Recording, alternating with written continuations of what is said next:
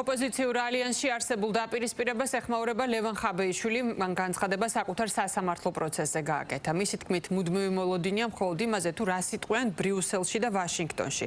აუცილებელია, რომ დაიწყონ შეხვედრები მოქალაქეებთან. დღეს ლევან ხაბეიშვილისა და მურთაზ ზოდელავას საქმეზე მორიგი პროცესი გაიმართა და იკითხნენ ბრალდების მხარის მოწმეები.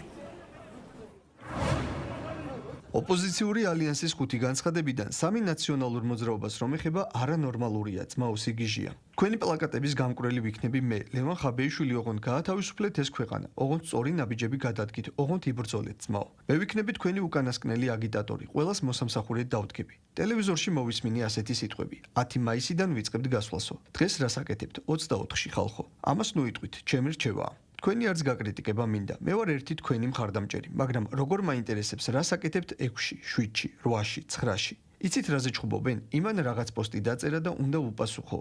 მიშას უნდა უპასუხოთ სასწრაფოდ და ბიზნეს რატომ არ პასუხობთ? 31 მარტს რომ დააანონსეს 26 მაისის აქცია. ისე დამთავრდა ერთი თვე, კამპანია არ დაუწყიათ. იძახიან მოლოდინი არ შევქმნათო. ჩემთვის სრულიად გაუგებარია რომ პოლიტიკოსი ერიდება მოლოდინის შექმნას. არა მოლოდინი არ უნდა შექმნა. მერაბ კოსტავა 10 წელი ციხეში იჯდა. დისიდენტი კაცი. კი არ შეშინებია არ გამომივა და მოდი არ ვიტყვიო. პოლიტიკოსმა მოლოდინი უნდა შექმნა და გაიმარჯვა. თუ არ გამოვიდა, არ აუშავს. მე არ ვყოფ ოპოზიციას ამ მხარეს თუ იმ მხარეს. ჩემი თავი თქვენს ნაწილად მიმაჩნია. არავისზე მაგარი უკეთესი არ ვარ. თქვენი გულშემატკივარი ვარ. გაიშვით კაცს, რომელსაც ლამის სამუდამო პატიმრობა მიუსაჯეს. სააკაშვილს უგულისხმობ. 5 წელია ციხეში ზის და თურმე პოსტი ვერ დაუწერია. ვიღაცის რევიზია უნდა გაიაროს. თავი ხომ არ მიარტყით რამეს, კაცო.